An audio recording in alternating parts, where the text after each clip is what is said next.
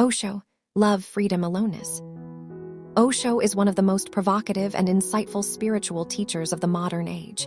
In his book Love, Freedom, Aloneness, he addresses three of the deepest human needs and fears: our longing for love, our hunger for freedom, and our fear of being alone. At first glance, these three appear to be in conflict. Many people believe that to be in love means sacrificing freedom. Others think that to be free means remaining alone. And most people confuse aloneness with loneliness, assuming that to be alone is to be abandoned or empty. But Osho dismantles these cultural illusions and offers a radical new vision. He teaches that love, freedom, and aloneness are not enemies but companions. They are like three dimensions of the same truth. Without freedom, love becomes possession and control. Without aloneness, love becomes dependency and fear. Without love, freedom turns cold and isolated. To live fully, one must integrate all three. This book is not just a philosophical exploration. It is a guide for transforming the way we relate to ourselves, to others, and to life. It challenges the way society conditions us to see relationships, marriage, and commitment, and it points us toward a life that is authentic, conscious, and joyful. Osho begins by redefining love. He explains that what most people call love is usually attachment, dependency, or mutual exploitation. Society teaches us from childhood that love is about finding someone who will complete us. But Osho insists that if you feel incomplete, no one can fill that gap for you. Instead, you will only cling to them and drain them of energy. True love is possible only when you already feel whole within yourself. Then love is no longer a need, but an overflowing of joy. Love, in this sense, is like a fragrance of the soul. It arises naturally when you are in harmony with yourself. You do not go into relationships to demand, but to share. Osho says, when you are overflowing with joy, love simply happens. It is not something you do, it is something you are. Yet most of us turn love into ownership. We fall in love, and immediately we want to control the beloved, where they go, whom they meet, how they behave. But the moment love becomes possession, it dies. Love cannot survive in a cage. It needs freedom as much as the sky needs space. Freedom, then, is the second pillar of Osho's vision. He emphasizes that real love is only possible between two free individuals. If you try to bind your partner, you destroy the very essence of love. Love thrives only when both people remain individuals, independent, whole, and free to be themselves. A relationship is not a prison. It should be a dance between two free beings.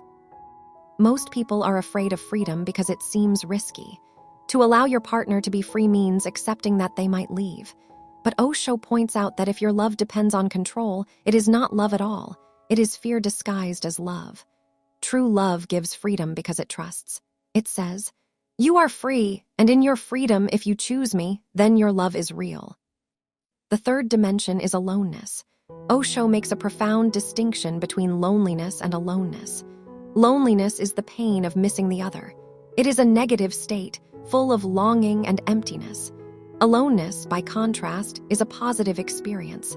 It is the joy of being with yourself, of discovering your own inner depths. We are conditioned to fear being alone. Society tells us that being alone means being rejected, unloved, or unsuccessful. But Osho reveals that aloneness is the foundation of true love and freedom. Unless you are comfortable with yourself, you will always cling to others.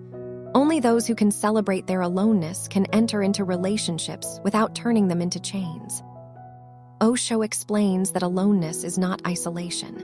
It is not about escaping people or withdrawing from the world. It is about coming home to yourself. When you are rooted in your own being, you can be with others without losing yourself. You can love without fear, and you can enjoy freedom without feeling lonely. Another central theme in the book is the fluid nature of love. Osho insists that love is not static. It is alive, moving, changing. The attempt to freeze love to make it permanent is the beginning of its death.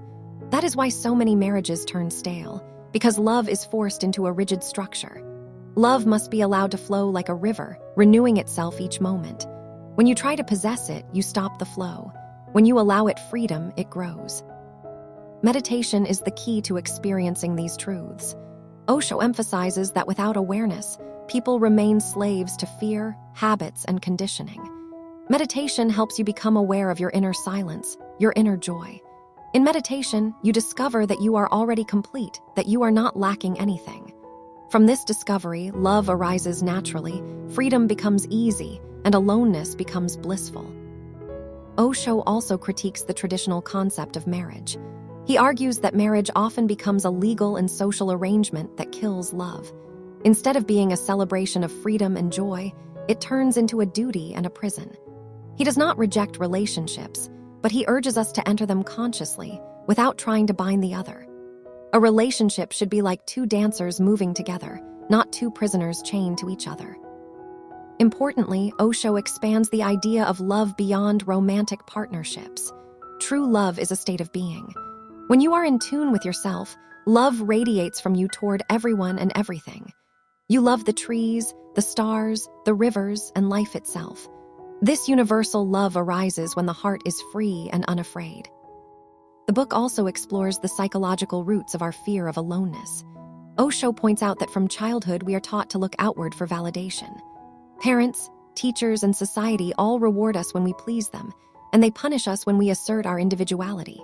As a result, we grow up feeling incomplete, always searching for someone or something outside ourselves. To break this conditioning, we must return to our own center through meditation, self-awareness, and courage. In practical terms, Osho suggests small steps: spending time alone without distraction, observing your thoughts, celebrating your individuality, and refusing to compromise your freedom for security. These practices slowly lead you to experience the beauty of aloneness. Osho's love, freedom, aloneness is a call to live differently. It asks us to question the old patterns of attachment, control, and fear that dominate human relationships. It shows us that love without freedom becomes suffocation, freedom without love becomes emptiness, and life without aloneness becomes dependency. The message is simple yet profound. Love is not about possession, it is about sharing. Freedom is not about escape, it is about authenticity. Aloneness is not about loneliness, it is about inner richness. When these three are integrated, a new way of living opens. You no longer cling to others out of fear. You no longer try to control your partner. You no longer feel threatened by solitude. Instead, you live as a complete individual, capable of both deep intimacy and profound independence. Osho reminds us that the highest achievement in life is to be at home with yourself. When you can sit alone in silence and feel joy, you are truly free. From this state, love flows effortlessly, freedom feels natural, and aloneness becomes a celebration. This book is not just about relationships, it is about life itself. It teaches us how to transform our fear into love, our dependency into freedom, and our loneliness into a deep experience of inner peace. If understood and lived, its message can change not only our personal lives, but the very fabric of society. Dear listener, if this summary inspired you and gave you something valuable, I kindly ask for your support. Please subscribe to the channel, write a comment, and like the video. Your engagement is not just a number. It is an essential step that helps this channel grow, reach more people, and continue bringing deep and meaningful content to you. Every single subscription, comment, and like makes a big difference, and with your support, this journey can continue to expand and inspire. Thank you for being here.